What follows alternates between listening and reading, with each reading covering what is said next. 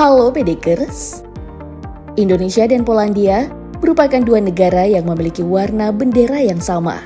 Kedua negara ini juga memiliki kesamaan dari sejarah perjuangan melawan penjajahan asing. Kini, keduanya telah berkembang menjadi negara yang maju dan memiliki hubungan yang bilateral yang baik. Lantas seperti apa perbandingan ibu kota kedua negara ini? Mari kita bongkar.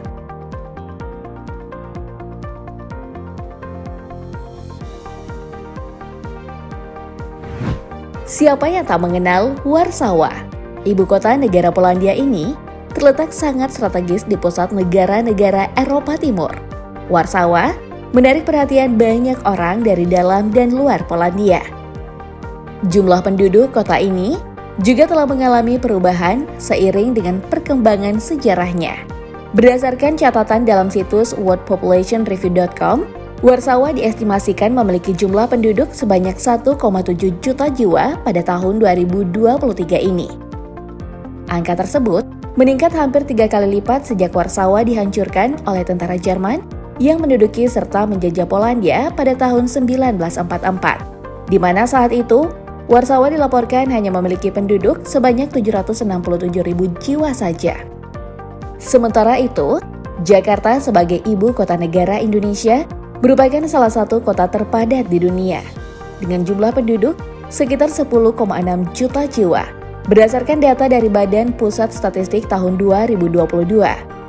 Jakarta dan Warsawa merupakan dua kota dengan sejarah yang panjang dan sangat kaya. Sejarah unik masing-masing kota dapat dilihat dari bangunan ikoniknya. Terdapat sebuah kastil kerajaan yang terletak di jantung kota tua Warsawa. Kastil tersebut bernama Zamek Królewski, atau sering juga disebut The Royal Castle. Kastil ini adalah simbol monarki Polandia yang telah ditetapkan sebagai situs warisan dunia oleh UNESCO. Desain istana ini memancarkan keanggunan dengan detail-detail rumit, dekorasi mewah, dan halaman-halaman yang indah. Sementara Jakarta terdapat Momen Nasional alias Monas, sebuah landmark yang dibangun sebagai simbol kemerdekaan Indonesia. Bangunan ini menjulang tinggi dengan menampilkan gaya arsitektur yang lebih modern. Monumen ini terdiri dari sebuah bangunan berbentuk menara yang tinggi dengan api emas di puncaknya yang melambangkan semangat dan persatuan Indonesia. Desain monumen ini juga tak kalah megahnya. Dengan gaya yang ramping dan minimalis, menekankan pada makna simbolis monumen ini penuh dengan nilai-nilai perjuangan dan persatuan rakyat Indonesia. Selain kastil kerajaan, Warsawa juga mempunyai bangunan ikonik lainnya, yang sekaligus menjadi salah satu bangunan tertinggi di kota tersebut. Bangunan itu adalah Istana Kebudayaan dan Ilmu Pengetahuan yang bernama Vala Kultury i Nauki. Istana dibangun antara tahun 1952 hingga 1955. Istana setinggi 237 meter ini merupakan gedung tertinggi di Polandia. Setelah itu, ada gedung Warsaw Spire yang ketinggiannya mencapai 220 meter. Warsawa Spire merupakan kompleks perkantoran yang terdiri dari 3 menara. Gedung ini terletak di distrik bisnis pusat Warsawa dan menjadi salah satu landmark modern Warsawa dan ikon arsitektur kota tersebut. Sementara itu, Jakarta sebagai kota metropolitan sejak dulu dikenal memiliki banyak gedung pencakar langit. Gedung Autograph Tower saat ini merupakan gedung tertinggi di Jakarta sekaligus di Indonesia, dengan ketinggian yang mencapai 382,9 meter. Lokasi gedung ini berada di Kompleks Tamrin 9 di Jalan MH Tamrin, Jakarta Pusat. Di Autograph Tower terdapat 75 lantai dan dilengkapi berbagai fasilitas, termasuk perkantoran, perhotelan, pusat hiburan, hingga fasilitas olahraga. Kemudian di urutan kedua ada Gamma Tower, dengan ketinggian yang mencapai 285,5 meter. Lokasi Gamma Tower berada di Jalan Rasuna Said, Kuningan, Jakarta Selatan. Gedung ini memiliki 68 lantai dan difungsikan sebagai gedung perkantoran dan hotel. Selanjutnya, kita akan melihat perbandingan dari segi luas wilayah. Ternyata Jakarta memiliki luas wilayah yang lebih besar dibandingkan dengan Warsawa.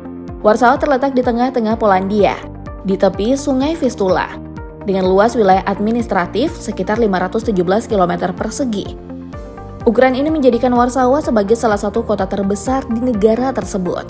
Kota ini memiliki berbagai taman dan ruang terbuka hijau, serta distrik bisnis pusat yang berkembang pesat. Di sisi lain, ada Jakarta yang terletak di pesisir utara Pulau Jawa. Luas wilayah administratif Jakarta lebih besar daripada Warsawa, yakni sekitar 661 km persegi. Warsawa dan Jakarta adalah dua ibu kota yang berada di belahan dunia yang berbeda. Keduanya juga memiliki lanskap ekonomi yang unik dengan perbedaan yang menarik. Warsawa berhasil mengukir namanya sebagai pusat kegiatan ekonomi di negara tersebut, dengan sektor-sektor yang berkembang seperti manufaktur, teknologi informasi, jasa keuangan, dan perusahaan multinasional. Dan di tengah pertumbuhan ekonomi yang konsisten dan stabilitas politik, Warsawa telah menjadi tujuan investasi yang menarik bagi perusahaan-perusahaan internasional. Masyarakat Warsawa memiliki pendapatan rata-rata yang mencapai $1.280 Amerika Serikat. Jika dirupiahkan dengan kurs saat ini, nilainya sekitar 19 juta rupiah.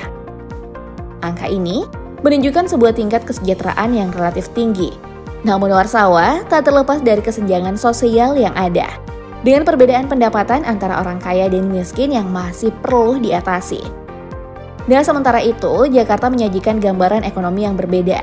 Sebagai kota dengan populasi yang besar, Jakarta menarik minat perusahaan-perusahaan lokal dan internasional, dengan sektor-sektor seperti manufaktur, perdagangan, jasa keuangan, teknologi informasi, pariwisata, dan logistik. Kota ini menawarkan berbagai peluang bagi para pengusaha, dengan pendapatan rata-rata masyarakatnya yang berada di angka sekitar 7,67 juta rupiah per bulan. Jakarta bisa dibilang memiliki tingkat pendapatan yang cukup memadai. Namun sama seperti Warsawa, kesenjangan sosial juga menjadi tantangan tersendiri. Selanjutnya mari kita jelajahi kondisi jalan di Warsawa dan Jakarta. Warsawa memiliki sistem jalan yang baik dan teratur. Jalan-jalan utama di Warsawa biasanya terawat dengan baik dan dilengkapi dengan sistem transportasi yang efisien. Kota ini memiliki jaringan jalan yang luas dan terintegrasi dengan baik, termasuk jalan raya, jalan arteri, dan jalan perkotaan. Perusahaan transportasi umum seperti bus juga tersedia untuk memudahkan mobilitas warga dan wisatawan. Sementara itu, Jakarta memiliki tantangan dalam hal kondisi jalan dan lalu lintasnya yang sangat padat. Sebagai salah satu kota terpadat di dunia, Jakarta menghadapi masalah kemacetan yang serius. Jalan-jalan utama di Jakarta sering kali mengalami kepadatan lalu lintas yang tinggi, terutama selama jam sibuk. Meskipun pemerintah terus berupaya untuk meningkatkan infrastruktur jalan dan transportasi umum, termasuk pembangunan jalan MRT dan LRT, namun perlu diakui bahwa itu semua masih belum cukup.